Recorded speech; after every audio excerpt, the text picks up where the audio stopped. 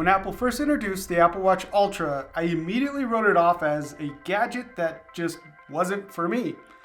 Adventures, thrill seeking, scuba diving, getting lost in the woods, all stuff I don't do on a normal basis, or ever. However, I ended up buying an Apple Watch Ultra on a whim, and it's turned out to be one of my favorite Apple products in the last few years. I'm Jason Cipriani, and in this ZDNet video, I'm going to walk you through exactly why the Apple Watch Ultra is a must-have for me. Alright, so there's two main reasons that are very, very obvious as to why the Apple Watch Ultra is a good product for me, but then it all ties together. So follow along. This will make sense even if it's very obvious to start. So the first thing I really like about the Apple Watch Ultra is battery life. Battery life is king. If you can go through days without having to worry about charging an Apple Watch, things are good. And the Apple Watch Ultra provides exactly that. On average, I would say about every 2.5 days, I have to give my watch a charge. And it's not because the battery is almost dead or is dead. It's because the battery is not going to make it through one more night of tracking my sleep. I usually get an alert about an hour before I go to bed, letting me know that, hey, your watch needs charged in order to make it through tonight. So I top it off then, and I'm good for another 2.5 days or so. This came into play a few weeks ago when I went out of town for the weekend. And normally in the past, with an Apple Watch, I would have to pack a charger, maybe another wall adapter if I didn't feel like switching stuff out. Well, I knew it wasn't even a thought actually to pack a charger for my Apple Watch Ultra. And when the conversation came up or the topic came up with my wife, hey, did you pack a charger for your watch? I only then realized I hadn't, and I didn't need to. That was pretty nice.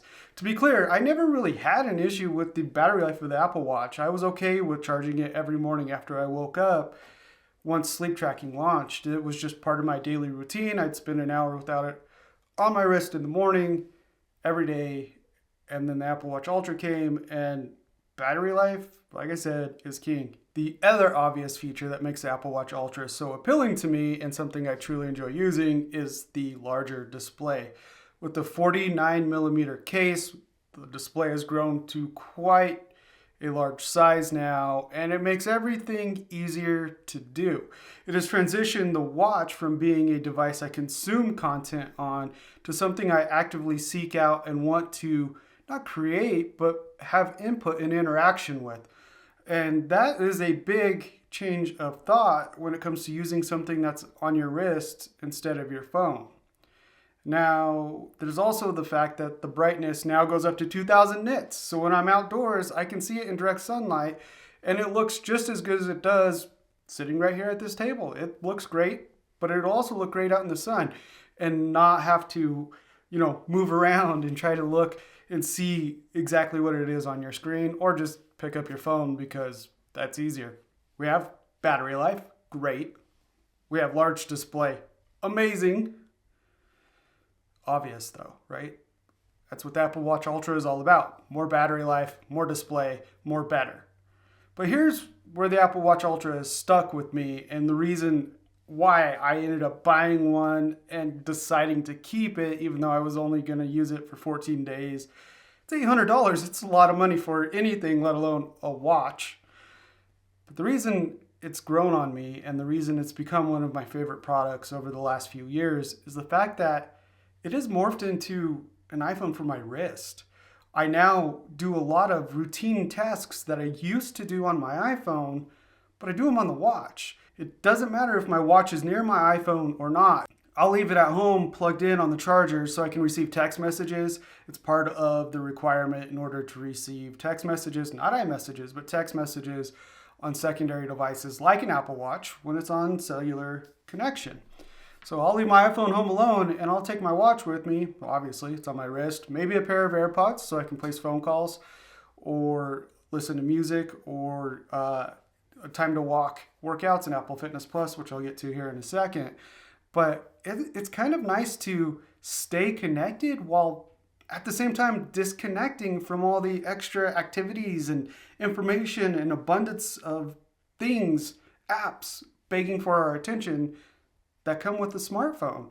Instead, I can do basic tasks like, I don't know, make and receive calls, or use Apple Maps to get directions, phone numbers, and even hours for local businesses.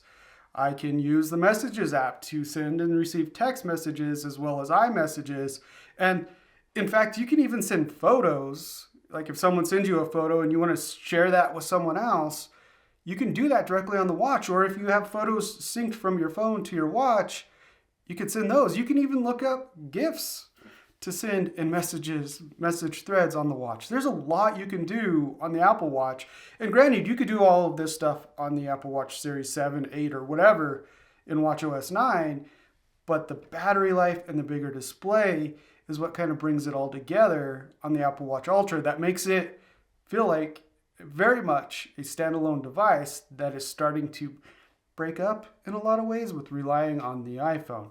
The other stuff I do is look at my calendar, look at the reminders app and triage my day, look at my inbox in the mail app and archive stuff or delete stuff I no longer need. And once in a while, yep, I do reply to emails from my watch. Just don't tell my boss. Actually, I am my own boss, so we're good. And another thing I do is run shortcuts. I'll do things like play random music albums in my car, or turn off lights and control stuff in the Home app. I do a lot of very basic and simple tasks that on the iPhone, it would be no issue, right? But on the watch, it's easier to stay focused on what I'm doing. On my iPhone, I may think, hey, I need to send a message to tell someone happy birthday, but I pick up my iPhone, go to Facebook to double check that it really is their birthday, and next thing I know, 20 minutes have gone by, I'm back on Twitter watching that whole thing burn down, and I forgot to tell my friend happy birthday. On the watch, it's a couple taps or even a Siri interaction, and the happy birthday message is on the way. Now, another thing I do, and I haven't even talked about, well, I kind of talked about it, is I use it for fitness activities as well. That's not my main reason for using a watch, but I do enjoy all the health and fitness benefits that come along with it. And one thing I've really gotten into since owning an Apple Watch Ultra is the time to walk workouts in Apple Fitness Plus. Now, I've occasionally had done these before on other Apple Watch models. However, with the Ultra, I no longer have to worry about, am I going to drain the battery and make it through the day if I use cellular connection to fully stream a 40-minute walk, which basically is a podcast episode as you walk, that you do see pictures on your wrist. You get a little tap when they're talking in their stories. The host is talking in their stories and they want to show something. You do download some data there as well. But I no longer have to even consider whether or not the battery is going to make it through my workout. And ultimately, if I really, really, really needed some extra battery, there's a new low power mode in watchOS 9 that makes the battery last a little bit longer, and I can still do all the stuff I love on the Apple Watch Ultra. So I guess all of this can be summarized in the fact that the Apple Watch Ultra is my favorite Apple product of the last few years because it's solved a lot of problems I didn't know I had. It's taken away the distractions that come with an iPhone and given me a device that allows me to do everyday common tasks and go on back to being present and around and involved in whatever's going on around me. And I cannot, for one, wait for the day that the iPhone can be left behind permanently and I just use this little wrist computer to manage everything, to connect to my car, to talk with friends and family outside of just a few handful of apps. Don't get me wrong. The Apple Watch Ultra isn't perfect. It's expensive. It is big. I mean, it's huge, right? It kind of looks good on my wrist, but also it looks kind of like I strapped one of those kid toy watches that you could buy at, what are they, V-Link watches you could buy in the toy aisle at Walmart. But it's a watch that I truly fell in love with within the first 48 hours because of the bigger display, because of the battery life, but because it can be used as an independent device. And I cannot wait for the day that it is a truly independent device, free of the iPhone, and It's just there to use with a pair of AirPods or another Bluetooth headphones in your pocket. And that's your phone. That's how you stay connected to the world. As soon as I can get away from all the distractions that a smartphone brings to the table, I'll be happy.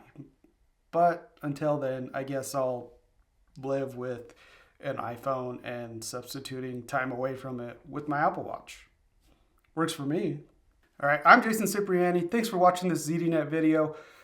Make sure to check out zdnet.com for more tech news, tips, and tricks.